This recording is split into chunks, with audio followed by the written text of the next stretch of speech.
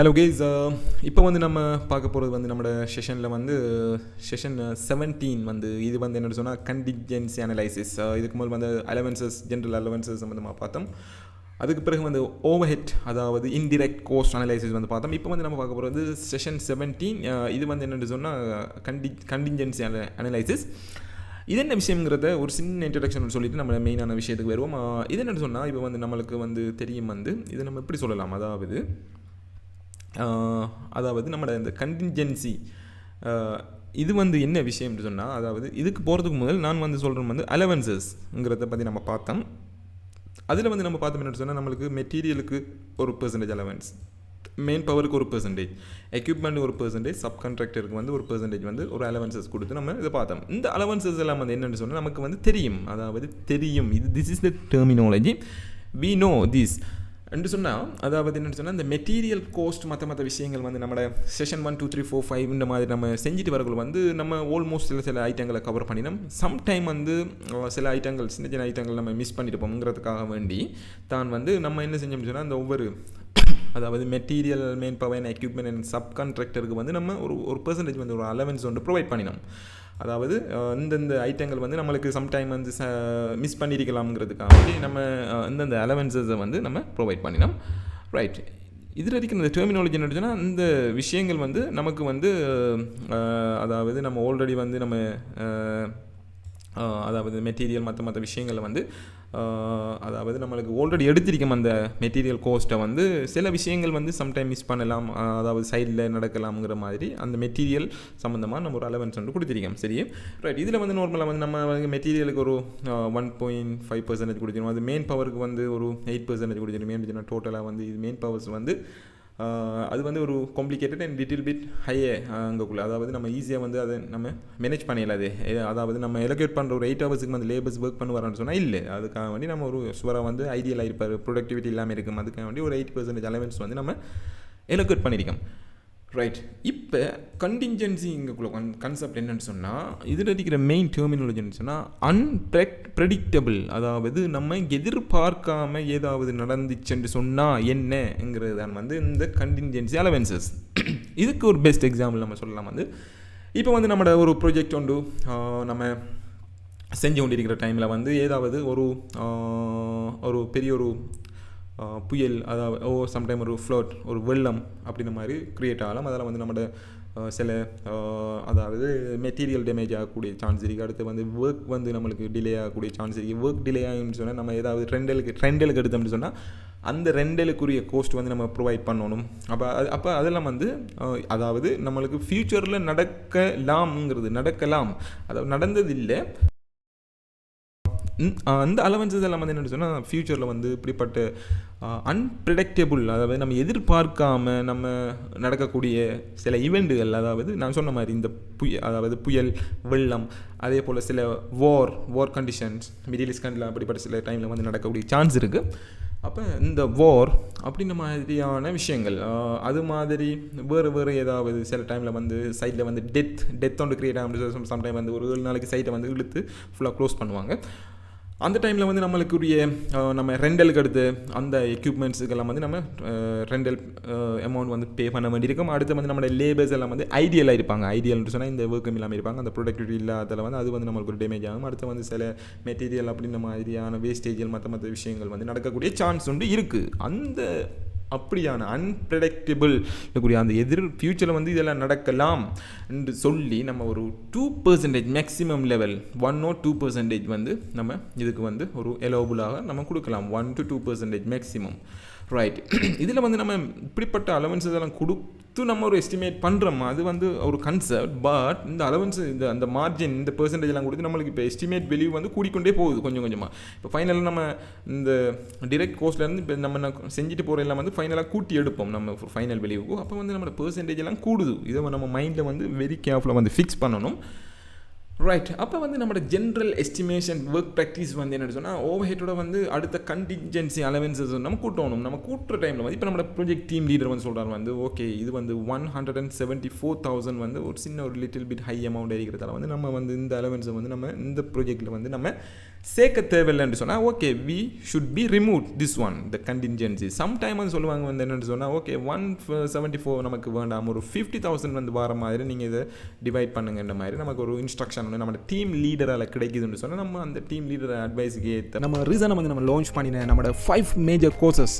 அதில் வந்து civil QS practice, அதே போல் MEP QS practice, civil course estimation, interior fit out, அதே போல் கான்ட்ராக்ட் மேனேஜ்மெண்ட் வந்து ஸ்பெஷலாக வந்து 4 மாஸ்டர் கிளாஸஸ் வந்து நம்ம லான்ச் பண்ணியிருந்தோம். Interim payment application, variation, sub contractor management, அதே போல் வந்து டெண்டரிங் அண்ட் ப்ரொக்யூர்மெண்ட் மேனேஜ்மெண்ட். இது ஓவராலாக வந்து ஒரு 90 ஹவர்ஸ் 90 மணித்தியாலம் full and full recorded videos. So இது வந்து என்ன சொன்னால் நீங்கள் லைஃப் டைம் வந்து எக்ஸசைஸ் பண்ணலாம். நீங்கள் விரும்பின டைம் வந்து விரும்பிய டாப்பிக்கை வந்து எந்த நேரம் எக்ஸசைஸ் பண்ணக்கூடிய மாதிரி இதை வந்து வெரி ப்ராப்பராக வந்து நாங்கள் வந்து மோடிஃபை பண்ணியிருக்கோம். ஸோ இந்த கோர்சஸ் சம்மந்தமான ஃபுல் டீட்டெயிலான விஷயங்கள் வந்து இந்த வீடியோட டிஸ்கிரிப்ஷனில் செக் பண்ணி பாருங்கள். அதே போல் எங்களோட கிளாஸ் கோஆர்டினேட்டர் முகமது அஸ்லீமோட கான்டாக்ட் நம்பர் வந்து இந்த டிஸ்கிரிப்ஷனுக்கு அவரை கூட நீங்கள் கோஆர்டினேட் பண்ணி இது பற்றி மேலதிகமான இன்ஃபர்மேஷனை எடுத்துக்கொள்ளலாம். அது வந்து நம்ம என்ன செய்யணும்னு சொன்னால் அதாவது இந்த 174,000 ஜஸ்ட் வந்து 50,000 சேஞ்ச் பண்ணுறது. அப்போ இது வந்து என்னென்னு சொன்னால் based on project team leaders our decision making, அதே போல் மற்ற நம்மளோட ஸ்டேக் ஹோல்டர்ஸ், அதாவது ப்ராஜெக்ட் டிரெக்டர், மற்ற விஷயங்கள், அதாவது எஸ்டிமேஷன் டீம் லீடர் அவங்களோட ஒரு டிசிஷன். சரி ரைட். அப்போ வந்து நம்மளோட ஜென்ரலான ப்ராக்டிஸில் வந்து நம்மளுக்கு தெரியணும் வந்து என்ன சொன்னால் கண்டின்ஜென்சிங்கிற ஒரு மார்ஜின் ஒன்று நம்ம ஷுவராக வந்து எஸ்டிமேட்டில் லைட் பண்ணணும். இது வந்து ஷுவராக வந்து ஒரு 1 to 2% வந்து மேக்ஸிமம் இருக்கும். அப்போ இப்படியான விஷயம். ஃபார் எக்ஸாம்பிள் நம்ம வந்து ஒரு ஈராக்கோ, சிரியா, மற்ற நாடுகளில் வந்து கடும் ஓர் நடக்கிற நாடுகளில் வந்து இப்படிப்பட்ட ப்ராஜெக்ட் ஒன்று செய்யணும். சம்டைம் வந்து இந்த கண்டின்ஜென்சி அலவன்ஸ் வந்து ஹை லெவலில் இருக்கும். சம்டைம் 2% வந்து சம்டைம் வந்து 30% 40% வந்து எலக்ட் பண்ணுவாங்க. ஓர் பிரச்சனை அது எல்லாம். அப்போ வந்து நம்மளோட ப்ராஜெக்ட் லொக்கேஷன் எங்கே போகுது, வந்து நேச்சர் ஆஃப் த ப்ராஜெக்ட், மற்ற விஷயங்கள் எல்லாம் வந்து நம்ம கன்சிடர் பண்ணி தான் வந்து இந்த அலவன்ஸை போடுறது. நம்ம ஜென்ரலாக வந்து துபாய், சவுதி அரேபியா, கத்தாரில் வந்து இப்படிப்பட்ட ப்ராஜெக்ட் போடுறது. நம்ம வந்து 30% 20% எல்லாம் வந்து இந்த கண்டின்ஜென்சி அலவன்ஸில் வந்து நம்ம ஏட் பண்ணுறதில்ல. ஓகே, அப்போ அப்படியான விஷயம் இருக்குது. அதனால் வந்து ஜென்ரலாக வந்து ஒரு 1 to 2% it is reasonable and அலோபிளான எக்ஸெப்டபிளான ஒரு அமௌண்ட். சரி ஓகே ரைட். ஓகே, நம்ம வந்து இதில் வந்து ஒரு 2% வந்து எலோகேட் பண்ணியிருக்கோம். அதில் வெளியூ வந்து என்ன சொன்னால் அந்த 2% எதிலிருந்து நம்ம எலோகேட் பண்ணிக்க முடியுதுன்னா நம்மளோட இந்த டிரெக்ட் கோஸ்ட்லேருந்து, அதாவது 8.7 மில்லியன்லேருந்து 2% வந்து 174,000. This is our value. சரி ஓகே, இப்போ வந்து நம்ம என்ன செஞ்சிருக்கோம் அப்படின்னு சொன்னால் இந்த 174,000 வந்து இப்போ நம்ம இந்த 4 வந்து டிவைட் பண்ணியிருக்கோம். இது எப்படி நம்ம டிவைட் பண்ணியிருக்கோம் அப்படின்னு சொன்னால் அதாவது இப்போ நீங்கள் பார்க்கலாம் வந்து நம்மளோட மேட்ஸ் ஈக்குவேஷன் வந்து எப்படி இருக்குன்னு சொன்னால் இது வந்து நம்மளுக்கு வந்து பாருங்கள், அதாவது எப்படி நம்ம டிவைட் பண்ணியிருக்கோம்னு சொன்னால் இப்போ இந்த 8.7 மில்லியனுக்கு வந்து நம்ம வந்து எவ்வளோ எலோ பண்ணுறோம்னு சொன்னால் 174,000. சரி 174,363ங்கிற வேல்யூ வந்து இந்த வேல்யூ நம்ம ஒரு 8.7 மில்லியனுக்கு இந்த 8.7 மில்லியனுக்கு 174 மில்லியன் வந்து நம்ம எலோகேட் பண்ணினா இந்த அதாவது இதை நம்ம சப் கான்ட்ராக்டர் வந்து 4.2 மில்லியன். அப்போ வந்து மல்டிப்ளை பண்ணுறோம் வந்து இந்த 4.2 மில்லியனுக்கு எவ்வளோ வரும்ங்கிற மாதிரி நம்மளுக்கு நெக்ஸ்ட் ஈக்குவேஷன் ஒன்று நமக்கு தெரியும். சரி, அதாவது நம்ம இதை பிரித்து போகிறதுக்கு அதாவது இந்த 174 வந்து நான் வந்து என்ன செய்ய போகிறேன்னு சொன்னால் இந்த sub contractor, equipment, main power and material இந்த 4க்கும் வந்து இந்த 174 வந்து நான் டிவைட் பண்ண போகிறேன். சரி, அப்போ டிவைட் பண்ண போகிறேன்னு சொன்னால் இப்போ 8.7 மில்லியனுக்கு வந்து 174 சொன்னால் 4.2 மில்லியனுக்கு எவ்வளவு, 1.1 மில்லியனுக்கு எவ்வளவு, 1.6 மில்லியனுக்கு எவ்வளவு, 1.69 எவ்வளவுங்கிற மாதிரி நான் அந்த இடத்த கல்குலேஷன் பண்ணியிருக்கேன். இதில் கல்குலேஷன் ஈக்குவேஷன் எல்லாம் வந்து நம்ம என்ன செஞ்சிருக்கோம் அப்படின்னு சொன்னால் நம்மளோட இதில் வந்து இந்த எக்ஸல் இந்த அதாவது இந்த லிங்க்கில் வந்து நம்ம அட்டாச்மெண்ட் பண்ணியிருக்கோம். அப்போ இதில் வந்து ஈக்குவேஷனை பாருங்கள் வந்து அந்த ஈக்குவேஷன் வந்து நான் மேலுக்கு போட்டு காட்டியிருக்கேன். அதே ஈக்குவேஷனை தான் வந்து இந்த இம்ப்ளிமெண்ட் பண்ணியிருக்கு. சரி, இப்போ பண்ணிவிட்டு நம்ம இந்த 174 வந்து இதை நான் ஃபுல்லாக டிவைட் பண்ணியிருக்கேன் இந்த 4க்கும். இப்போ இந்த 4ஐயும் ஜஸ்ட் கூட்டுறேன் பாருங்கள். இதில் 4ஐயும் நான் கிளிக் பண்ணுறேன். கிளிக் பண்ணி இந்த மவுஸ் பாயிண்ட் பாருங்கள் நம்மளோட இந்த இடத்து 174,363. அப்போ நம்மளோட இந்த வேல்யூ நம்மளோட இந்த மவுஸ் பாயிண்ட் பாருங்கள் இந்த வேல்யூவுக்கு வந்து ஈக்குவலாக வந்து வந்திருக்கு. சரி அதனே அப்போ வந்து நம்ம இது ஒரு வகையான ஸ்ட்ராட்டஜி. அப்போ நம்மளுக்கு வந்து என்ன விஷயம்னு சொன்னால் நம்மளுக்கு இந்த கண்டிஜென்சி அலவன்சஸில் வந்து இந்த பாயிண்ட்டை விட நம்மளுக்கு வந்து இந்த ஃபைனல் வேல்யூ வந்து எவ்வளோ வருதுங்கிறது தான் வெரி இம்பார்ட்டண்டான பாயிண்ட். ஓகே, இதை வந்து நம்ம இந்த இடத்தையும் வந்து டிவைட் பண்ணியிருக்கோம். சரி ரைட். Okay right. அந்த இடத்த வந்து நான் இன்னொரு விஷயத்தை நான் சொல்லணும்னு சொன்னால் நம்ம ஃபைனலாக ப்ராஃபிட் மார்ஜினுக்கு போகிறதுக்கு முதல்ல நம்ம வந்து ஓவர் ஹெட் அனலைசிஸ் வந்து நம்ம ப்ரீவியஸாக வந்து நான் என்ன செஞ்சுருந்தேன்னு சொன்னால் 228 வந்து 4 டிவைட் பண்ணி ஒவ்வொன்றுக்கும் சம வேல்யூ ஒன்று கொடுத்திருந்தேன். ஓகே, அப்போ இது வந்து ஓவர் ஹெட் அனலைசிஸில் வந்து நம்மளுக்கு வந்து இப்போ இதை உடைச்சி அதாவது நம்ம இது ஒரு இந்த விளைவுக்கு ஏற்ற மாதிரி போடணுமான்னு சொன்னால் இட்ஸ் ஓகே, இட்ஸ் ஃபைன்.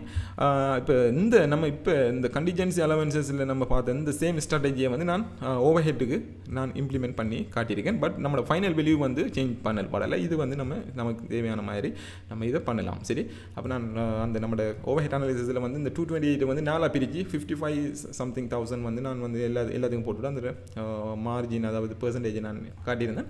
அது வந்து நம்மளுக்கு it's enough, okay, no problem. சரி, அப்படி இல்லைன்னு சொன்னால் நம்ம வந்து இந்த பெர்சன்டேஜுக்கு ஏற்ற மாதிரி இந்த ஓவர் ஹெட்டை நம்ம செஞ்சு கொள்ளலாம். பட் இந்த பெர்சன்டேஜுக்கு ஏற்ற மாதிரி நம்ம என்ன அதாவது கண்டின்ஜென்சியில் நம்ம செஞ்ச இந்த டெக்னிக்ஸை வந்து அதாவது அந்த சப்கான்ட்ராக்டர் எக்யூப்மெண்ட்ஸ், அடுத்து வந்து மெயின் பவர், அடுத்து வந்து மெட்டீரியல், அந்த 4க்கும் வந்து இம்ப்ளிமெண்ட் பண்ணுறது வந்து பெஸ்ட்டான ஒரு கான்செப்டாக இருக்கும். சரி, ஓகே கைஸ், இதுதான் வந்து நம்மளோட கண்டின்ஜென்சியான அனலைசிஸ். நம்ம இப்போ கண்டினியூ ஒவ்வொரு விஷயமாக பார்த்து கொண்டிருக்கோம். இப்போ நம்ம அடுத்து நம்ம பார்க்க போகிறது என்னென்னு சொன்னால் ப்ராஃபிட் மார்ஜின். இதை பார்த்துட்டு நம்ம ஃபைனல் வெளியே எடுத்துட்டு நம்ம எப்படி இந்த எஸ்டிமேஷனை வந்து பிஓகே ஃபுல்ஃபில் பண்ணுறங்கிறத நம்ம கண்டினியூ பண்ணுவோம். இன்னும் அதிகமான விஷயங்கள் இருக்குது, நம்ம கண்டினியூவாக தொடர்ந்து பேசுவோம்.